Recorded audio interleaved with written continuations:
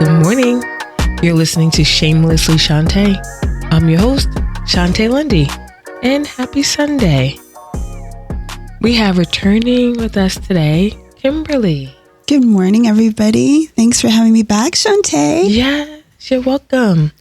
So, I have a friend who is a habitual dater.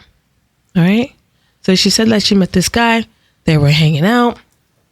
And she invited him back to, her place. And she had an event that day, and she told him, like, hey, you know what? I'm just going to slip into something a little bit more comfortable.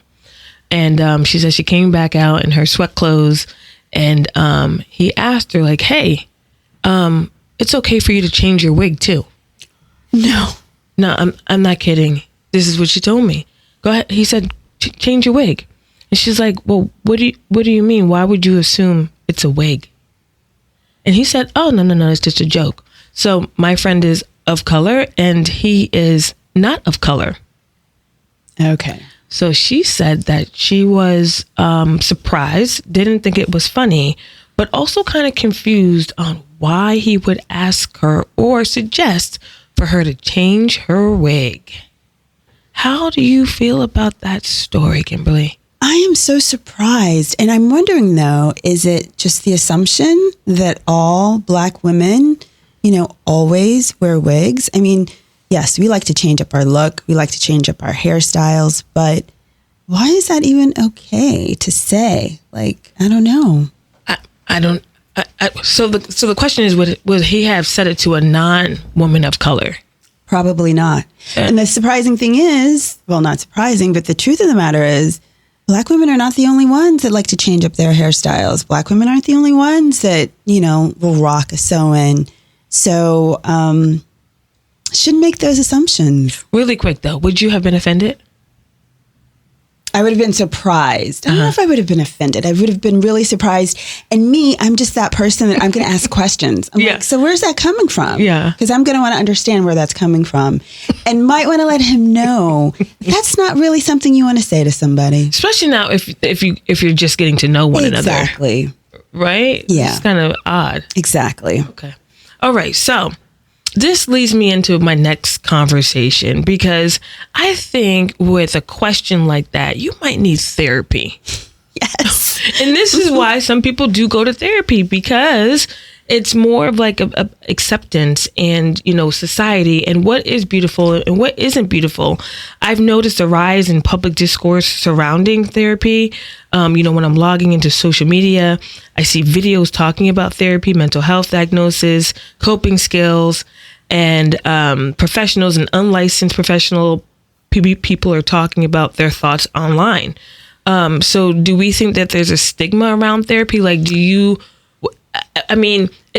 I think it's warranted to go to therapy after a conversation like that. Absolutely. I am such a proponent of therapy. I think it's so important, but I do think that there still is a stigma around it, particularly in our community and other communities of color, where I think traditionally we just didn't talk about things. We just chose not to put our business out there.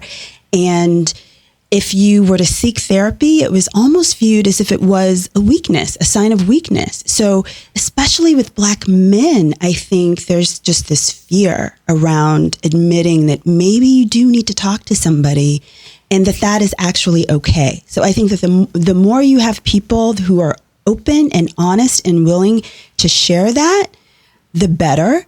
I've gone through therapy. It was incredibly helpful for me during a very, very difficult time in my life.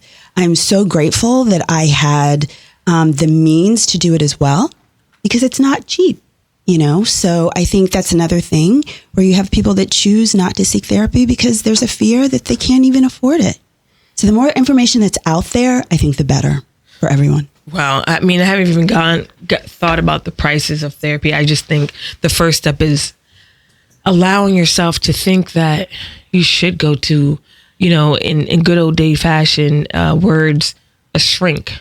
Right. Right. Yeah. Or someone that's going to say that you're crazy. And I think that's really the stigma around It's a stigma, it. yeah. Yeah. I don't even get to the cost yet. It's more just about like, okay, am I supposed to, lay down on this bed or this couch and like, woe is me. Right. Yeah. Put my business out there with someone who doesn't even know me. Like, yeah. So it's stigma, it's fear, it's all of that. So this is right on trend. Yes. Our next guest is going to come in and give us some insight to therapy, to all the reasons why we should and maybe shouldn't. I love it. I'm excited to have her. I am too. And we'll be right back. Great. Welcome back, and you're listening to Shamelessly Shontay. And Kimberly, we have somebody special sitting next to us right now. Yes, so special, looking so beautiful. Yes. Who is she? Let me tell everybody.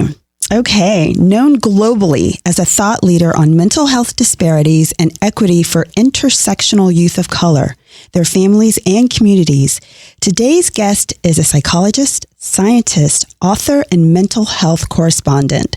Her passion lies within helping social media users prevent burnout and practice gratitude and mindfulness. With an extensive background in research and clinical care for marginalized communities, she's highly regarded and praised as a trailblazer in science and academic medicine. Giving a voice to the voiceless and translating the complexities and needs of diverse demographics, she is fearlessly turning science into self-care. We are so happy to welcome to the show Dr. Alfiee Breland-Noble. We need applause for that. Some snaps for that intro. That was beautiful. Yes. Thank you. We have someone brilliant sitting next to us. Yes, we do. Yes, Thank you. I'm in brilliant company. So it's right. I'll take it. I reflect what's in front of me. That's all I'm doing. I'm just reflecting it back. Very nice. Thank you. I needed that today. Did you It's need that beautiful. too? Yeah. Thank you. You're welcome. Dr. Alfiee, what brings you to Los Angeles? So some very cool, fun stuff. I came to give a talk at UCLA, and then I had the beautiful opportunity to be here with you ladies, this beautiful crew of folks here. And the same thing that often brings me out here is the opportunity to be able to amplify and uplift and center Black folks, people of color, in our mental health, because too often I feel like we're left out of these conversations. Conversations are very generic. And I feel like there's so much to be gained from learning from the wisdom, the resilience of our communities, and being able to take that knowledge and share it with other people, because other people could benefit from that too. Is that what you spoke about at UCLA? I did. It was interesting because one of my mentors from way back when I was a postdoc a million years ago, Dr. Gail Wyatt, was the person who interviewed me. And she was just very honest and raw about how the field of mental health, she's the first Black woman to ever be licensed as a clinical psychologist in the state of California, which is wild. Amazing. Isn't that wild? It's wild and amazing, but it's representation. Oh my goodness. Yes. We can say so many things. Yes. Mm-hmm. So she was the person who interviewed me, which was really wonderful.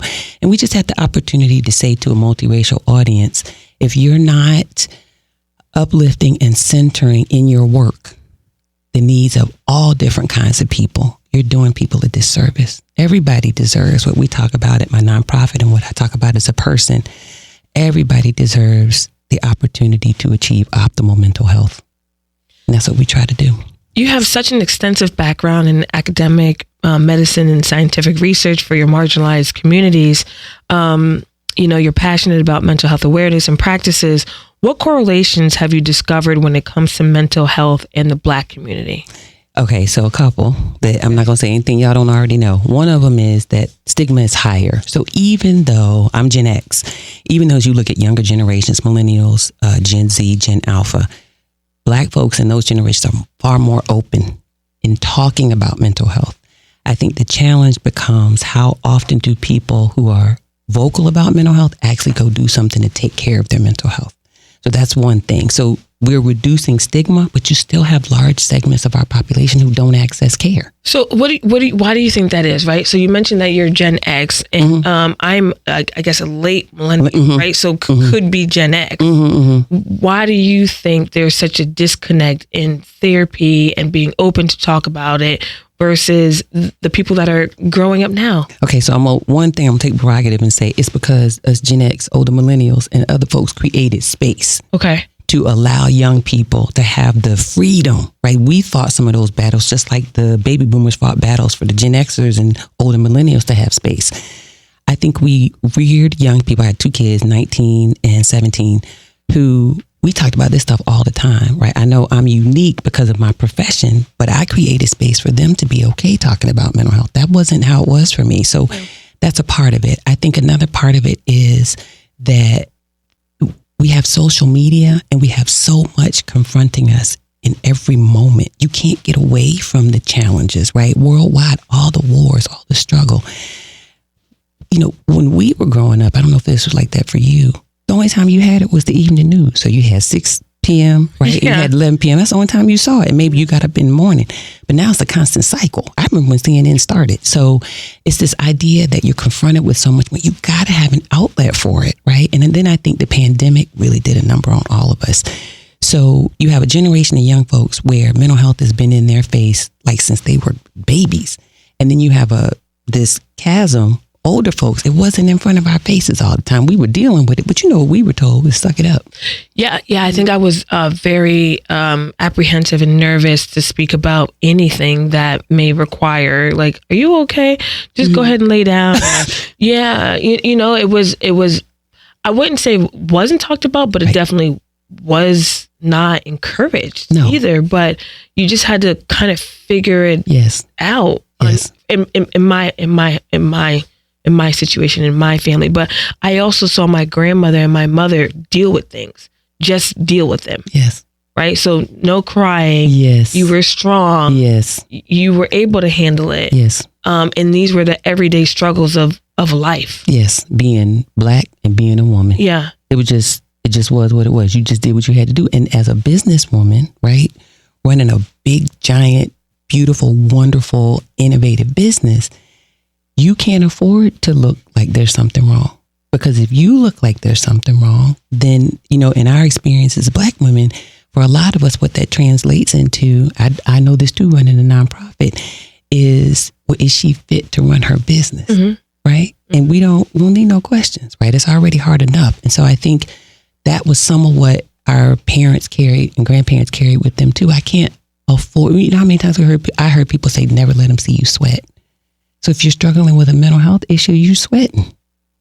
And who wants to deal with that? I've just always been taught to keep composure. Yes, exactly. I don't even know how to do it differently. Exactly. Yeah. And for me, some of it is, why do we always have to be composed? I know in academia, right? Because there's judgment. Period. I don't even need to say nothing else. You said it. Okay. It's a lot of judgment. So if you yell, you're this. If you cry, you're that. If you say something that is just kind of authentically you, then you might be offensive or offending someone. Yes. If you're late, you're this. Yes. There's so many things that you cannot be that other people get to be. Yes. Yes. And all you want to do is just live. Be yourself. Yes. Right? You're just trying to live your life. If even saying like, okay, let me give myself grace. Why do you even have to say that? I know we paused right now. It's quiet. Yeah. It's quiet in this room. Everybody can feel it because we all know, we have multiple generations here. Mm-hmm. All of us know that feeling, right? And what I try to tell Black women in particular and women of color in general, including my ancestors, is look, you are this part of your identity racially, culturally, and you're a woman. You are allowed to experience the same full range of emotions that everybody else is. So I try to tell people, if you're angry or sad and Black, there's nothing wrong with being an angry Black woman. One is an emotion. Can we talk about it? One is an emotion. Okay. One is your identity. Both of them are acceptable. And I think we have to take off that cloak. We have to relearn how to allow ourselves to experience the full range of emotions. So if somebody does something that makes me angry, I have a right to let you know I'm angry. So if I raise my voice, twist my face, my neck starts going, you just gonna have to catch this smoke because I'm angry. You know, it is what it is. I would get offended if somebody called me an angry Black woman.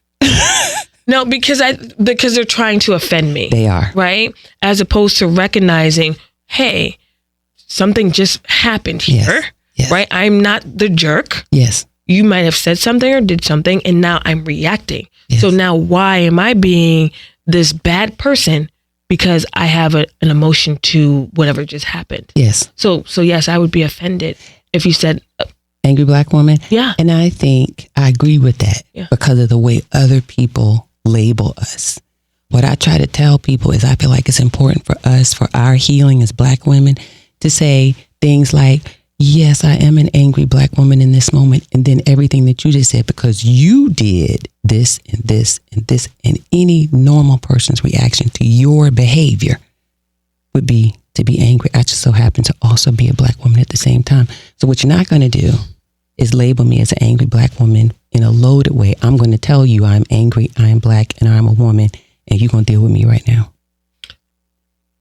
Listen, thank you for yes, that. Right? Thank you That's for owning that. it and not being ashamed or apologetic. It's a reframe. And I have to say this one thing really quickly. The reframe I'd love for people to hear is when people say you did that thing to me or it happened to me because I am Black or because I am a Black woman, that's not accurate. Because if it happened to you because of who you are, that makes it your fault. Right? So just stay with me. We're with you. But it happened because that thing that happened to you, that person made a choice based on their perception of who you are as a Black person and as a woman. It's their fault, right? So if I go to the grocery store or whatever, and I take my phone and I swipe it in front of the, the PayPal or whatever the thing is, and then the cashier looks at me funny, he's like, can you try that again? With a little attitude. She didn't give me attitude because I'm Black. She gave me attitude because she racist, right? There's a difference. That's on her. That's not on me. And the first time I said that to myself, I was like, I just could breathe because I was like, it takes all the pressure off of me to be, do, live, act a certain way. I would think about it differently. Okay. I would think about it, well, maybe she don't like her job. Right.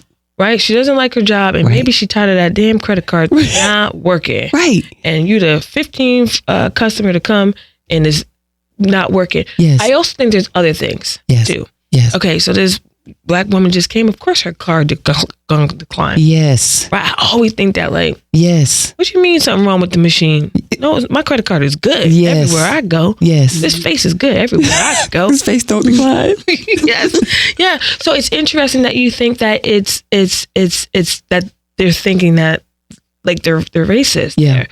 I do think certain things are based off of race, but then I think there are other things that is internally within them. Correct. We agree 100%. I think my whole thing is when we immediately go to that thing happened to me because I'm Black. They followed me around the store because I'm Black. No, they didn't follow me around the store because I'm Black. They followed me around the store because of their own biases that they see a Black person. They feel like they need to walk around. So you're reframing everything. Yeah, because I don't deserve to carry that, right? Yeah, that's not mine to carry. That's other people's to carry.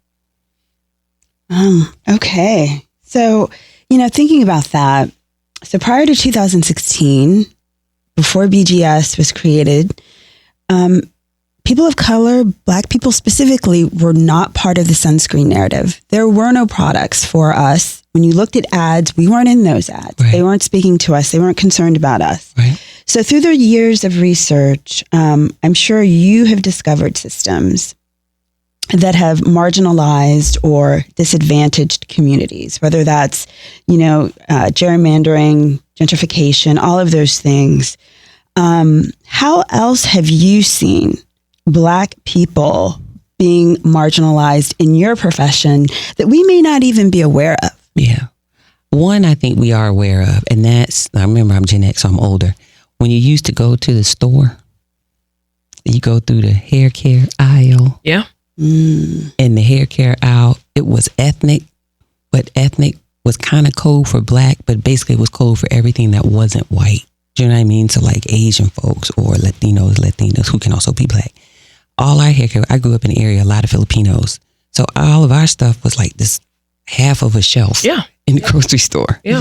That has an impact on you, right? Just like you were saying in the advertising for sunscreen. I grew up in Virginia Beach. I love the ocean. I love the ocean front. I'm also a Pisces, so I spent a lot of my childhood at the ocean. The idea, how do you take care of your hair? I used to have relaxed hair, now I have locks. How do you take care of your hair when you go swimming? There's or even thinking about things like the Olympians. They don't have swim caps that work for them, and the sister had to fight to get a swim cap that would accommodate our hair. All of those kinds of subtle things, I think. I think it's even in when we look at the media, who's considered an expert. Yes. Right. And typically when it's a person of color, we're relegated to expertise for people who look like us. Right. So if as a Black woman psychologist, often people's perception is the only psychology I know is psychology relevant for Black people. Absolutely. That's important to me. That's part of my culture. And my science is relevant for all different kinds of people. Right. So when you talk about mindfulness, when you talk about, which is not, a Western concept, it comes from Eastern, Asian, Indian, other kinds of cultures. When you talk about gratitude practice, when you think about those things, those are applicable to all of us. And so if that's what I'm expert in, then, if you need that expert, you should be able to call on people who look a range of different ways. So what's the messaging that you get when you look at TV and the experts always look the same and there's never any diversity there? It sends the message that you other folks, y'all not expert in stuff. You know what I mean? So that leads me to the next thought. Do you think Black people have the same access to mental health resources as the dominant race and culture?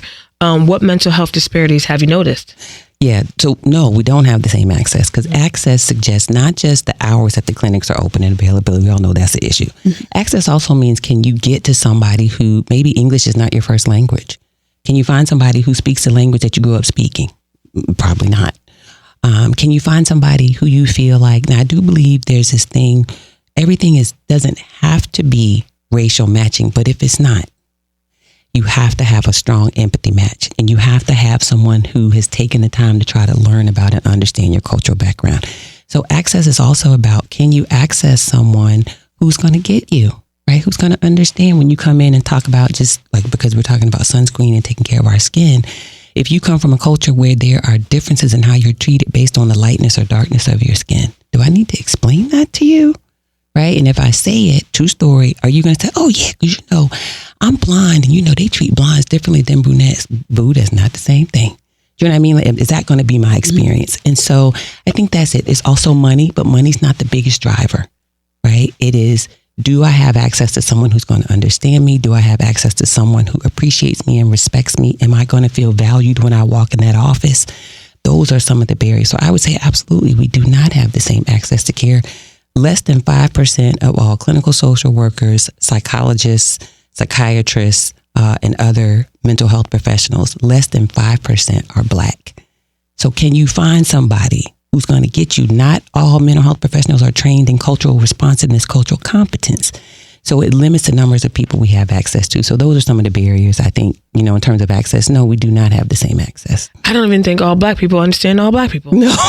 Because honestly, like Black Girl Sunscreen, we have 22 employees and we're about 90% of color, Black women, right? Okay. But the way I think about diversity is that all of us come from a different background. Amen. My upbringing is very different than Kimberly's upbringing. So although on paper, this doctor may be of color and female, right, gender. Yes. We get in the room and that's not how she came up. So she still can't even relate to me. Yes. Or even understand what I've gone through, maybe from a race perspective, but maybe she had, elevation here and there. Maybe her last name has helped her move around because there's still that too. So I think it's hard out here finding a therapist as a woman of color. You just gave us some not surprising stats that make it extremely hard. So then you just have to go off gut and trust. And I feel like finding a therapist is like dating. 100%. But here's the thing. Think about the pool that you have to pull from. So as a Black woman, if let's say you are looking for someone who looks like you, right? Because you think, how many you got to choose from? Right. And whereas if you say to yourself, okay, I just want a competent, culturally competent mental health professional, and maybe I have some markers that tell me what that is, and it doesn't matter what race they are, that opens up a whole different world. But imagine if you go through life and having someone who looks like you is not the issue because 90% of the people in that profession do look like you. So if this one doesn't work, there's 10 more you can go get that you actually can get access to. But for many of us who want somebody of color, if this one doesn't work, it might take me 6 months to find somebody else. Okay, so say we can't find someone, okay? Yeah. What, or do you recommend any self-care methods that someone can implement on their own? 100%. A couple things I always tell people. Before you engage in any self-care practice, it's important to think about a couple things. One is, how willing are you? Okay, it's going to sound like therapizing. It's true. What's but it's therapizing? simple. Hold on. Just That's a new word. Therapy speak, right? Just like pretending like you in session with somebody. So I'm like analyzing you. It's literally very colloquial. It's not even a real word. But Okay. don't therapize me. People say that to me all the time. Like, I'm not. So one is, you got to decide, how ready am I for my life to be different? That's a decision point. If you're not ready for it to be different, then you're setting yourself up for failure. Because anything you do, if you're not ready, it's not going to work, right? Or it'll work a little while and it'll stop. Second, not just how ready are you, how different do you want your life to be? What's the end goal? What are you looking to have be different? It might just be one little thing. Maybe you struggle with time management. Maybe you struggle with, you don't like conflict. How different do you want your life to be? What's the end goal? And then the next thing is, how willing? What is your readiness to do something different? It has to start there, because you're priming yourself and setting yourself up for then engaging in a self-care routine. And then I think another thing to think about is, what feels comfortable for me, right? So I practice the practical things that I do, that I share with people are, and this is why I talk about it, I practice mindfulness meditation. I learned it from a Latina psychologist like 20 years ago. I've been practicing at least weekly for 15 years. The last 5 years is daily. I don't miss it, because I'm anxious and I have to have a way to bring my energy and like just be calm. So mindfulness, exercise, journaling, finding one good person to talk to who will literally just listen, who's not going to give you advice, who's listening. I tell people, you want to be the kind of person who listens with love and with empathy, rather than listening to figure out how to fix and what the right response is to the person. That's not what they're looking for when they're trying to pour their heart out. They're not looking for you to fix it.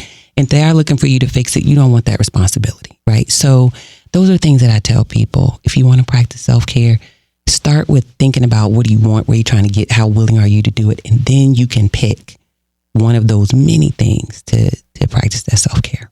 Can I tell you, I just want to say something in Yes. terms of going to a psychologist in therapy. Yeah.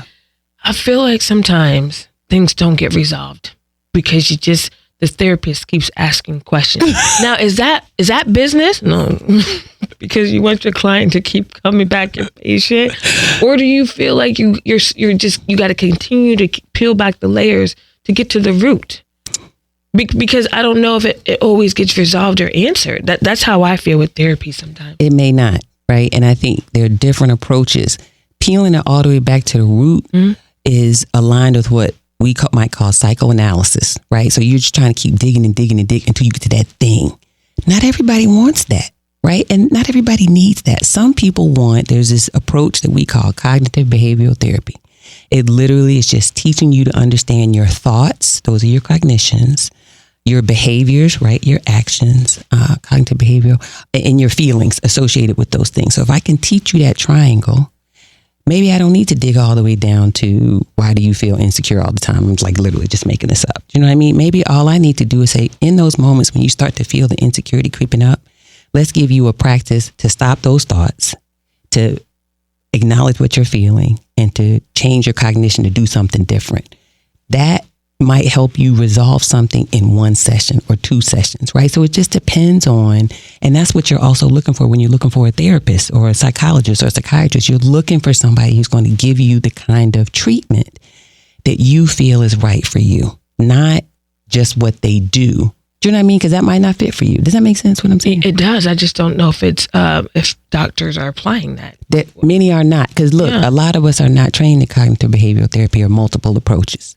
So it just, it kind of depends on who the professional is. And that's why it's important to have the right idea about how do you go about selecting somebody. It is the emotion, the connection that you feel with the person. Yeah. It's also, what is their skill set? You got to know what their skill set is. Can we transition for a second? Yeah. I see you have a ring on. Yes. So you are pioneer conversations around mental health and psychology and wellness. Yeah. In your personal life. Yeah. Have you faced difficulty in finding a person? Now this is maybe pre-marriage. Yeah. Okay. who is intimidated by your background, your brains, your accolades? Okay, deep breath. Pre-hubby, I guess. Pre-hubby, yeah. So shout out to Dr. Richard Noble. He's a good dude. Yeah, Okay. he was never, we used to say back in the day, pressed. He won't never pressed about what, like my brains or anything. Before that, absolutely. And it was a struggle because I would just be very transparent. I didn't always interpret it as they were intimidated by me. Sometimes my interpretation was there's something wrong with me. Does that make sense? Yeah. It's like, why can't I get this right? What am I doing wrong? So I try to help my daughter understand that when you're like you or all the ladies in here, when you have a vision for what you want and you have a mechanism for how you're going to get there and you're focused and then you start to see that success, I think sometimes, this is my reframe of it, I think sometimes it is that absolutely people are intimidated by you. I think what they're intimidated by, however, is not what they see in us. It's what it means for them that what they're not doing. It's a reflection of what they should be doing, but they can't. You know what I mean? Or they feel like they can't. And so the intimidation is not, I had to learn, I don't stop being who I am, or I don't dim my light so other people can feel comfortable. I have to allow myself the space and the grace, like you were saying earlier, to keep moving forward. My eyes on the prize, as they say, right? I'm building Black Girl Sunscreen. And the fact that nobody did it before you in this way, like, you don't apologize for that, or we don't feel shame for that. So I think for me, it was, if I'm talking about mental health for people of color, literally 20 years ago, and ain't nobody checking for it, I just got to keep moving. I heard Wanga Woman, I think I'm saying it right, the woman who runs Essence. I heard her say, I don't change me to fit the setting. I change the setting till I find the setting that fits me. And I was like, ooh, yes. So I think that's what it is. It is, yes, absolutely, I experienced that. And I think I had to just give myself a lot of space and opportunity and working through it in meditation to come to a place where I said, but I'm not going to dim my light for anybody. So if my light's too bright for you, either get some shades and hang around or take them off and get to stepping. You got to do what you got to do. Okay, so I'm going to keep it on the personal level, okay? So being a psychologist, how do you turn your brain off, right?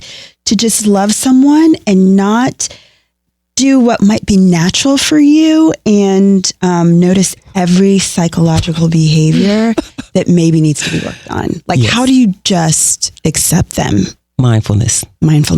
That's part of it. And a long time ago, it might have been Dr. McNeely. I love that woman. That Latina is a bad girl. She from the South Side of Chicago. She grew up in a predominantly Black community. She's a baby boomer. She's awesome. Something that I learned from working with her was, and now it gets a little spiritual. If you happen to believe in an entity up there, right? Whatever you call Allah, God, whatever you call like the universe, what you know is, as individuals, we have no power to fix anybody, right? We can't fix anybody else, and we shouldn't want to, because if we step in and try to fix, this is how I turn the brain off. If I step in and try to fix, I am preventing that person from learning the lesson that the universe has for them. I can't learn that lesson for them. I can't teach them that lesson. That's not my role. And so once I figured that out, it freed me up so much, because I could just be with people and not feel the need to fix or help or support.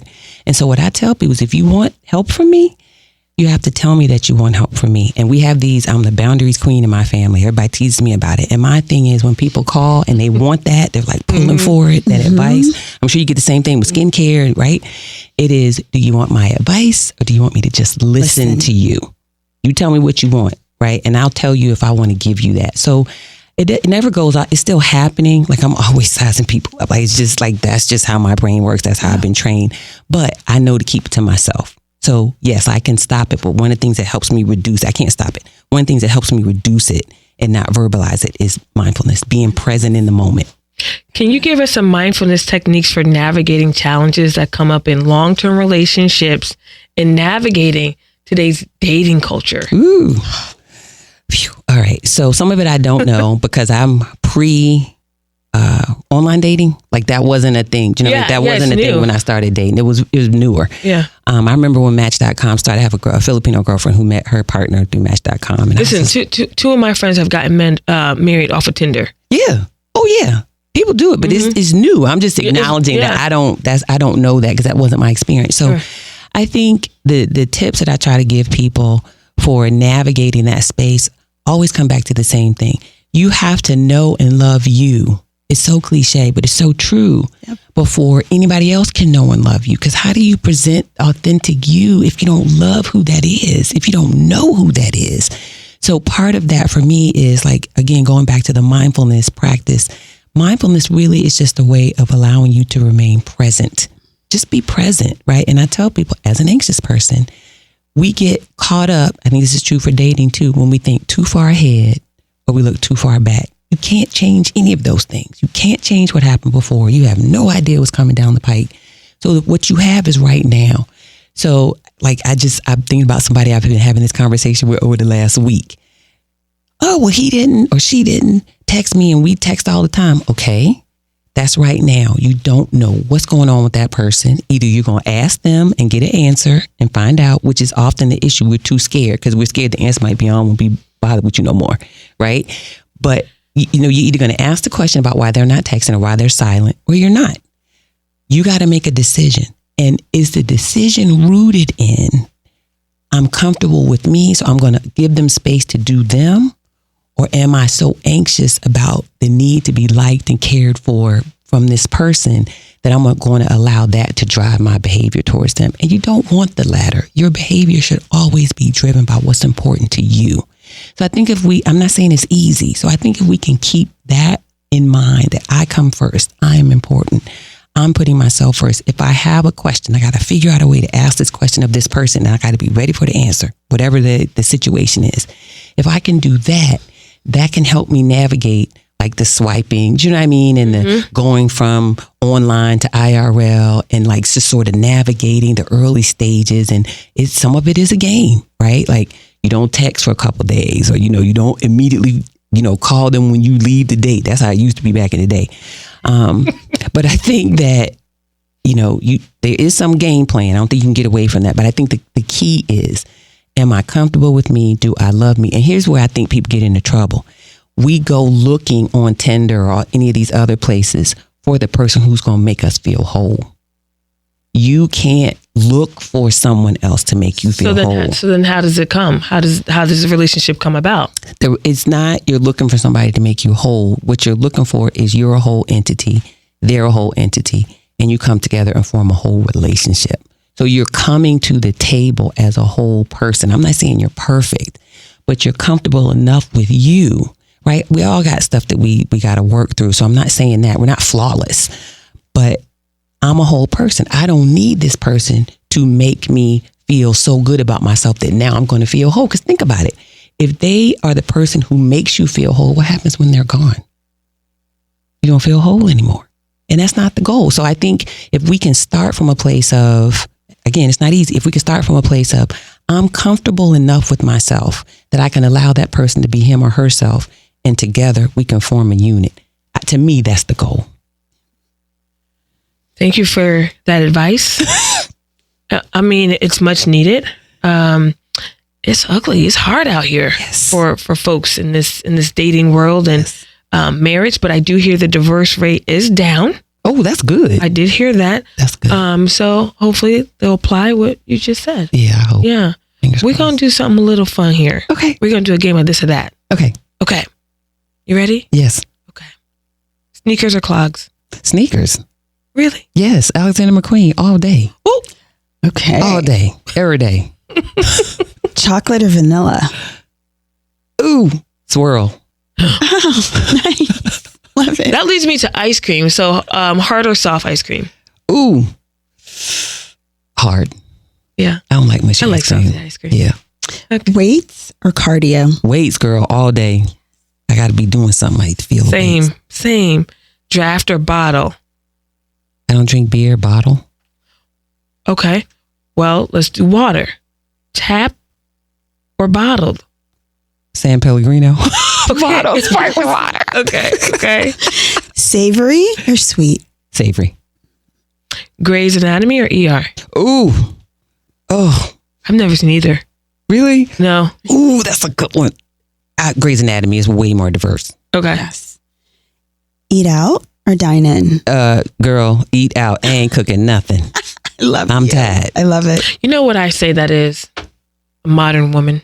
That's just my reframing. Yeah.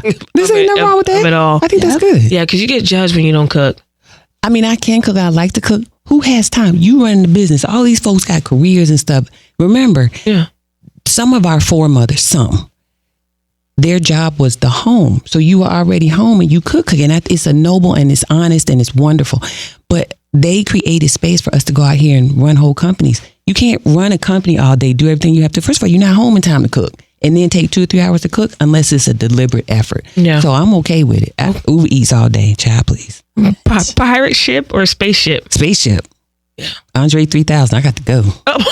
Love it. Dinosaurs or aliens? Aliens. They're out there. I think I know this answer. Ice skating or roller skating? Oh, that's hard. Ice skating. I thought you were going to choose roller skating. Because I know how to roller skate. Ice skating is harder, so I like the challenge. Okay. Yeah, I would have, yeah. Puzzles or coloring book? Coloring book, girl. Puzzles make my brain hurt.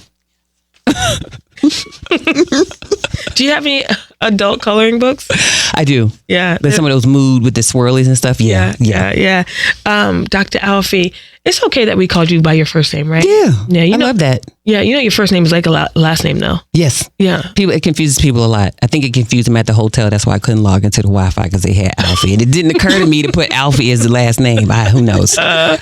Listen, you came in here and dropped knowledge. You made us feel safe. I felt really safe. It also made me feel like I need you in my life. I know. I was here. Like, are you taking patients? Yeah. Zoom sessions that we got. I'm here. I'm here. Y'all call on me. But you're not here all the time. But you got phones, you got texts, you got Zooms, we exchange information. And if I can't do it, because I don't see a lot of patients because I'm running, I'm like you, running, you, running. I know the people I know people who will make you feel safe. Thank you. I do. It was so good to have you. It's an honor to be here, truly. Truly. Thank you for the kind words. Yeah. And I can't speak for everyone, but everyone has a smile on their face right now. It felt so amazing. good. Yes. Such a good day. My pleasure. Again, thank you for coming, Dr. Alfiee. You're so welcome. Okay, bye. What's going on in BGS? Yes, I want to give a shout out to our Make It Glow SPF 30 continuous spray. It's perfect for your on-the-go body glow. This continuous SPF spray is infused with jojoba and avocado oil to give the skin a hydrating, radiant glow.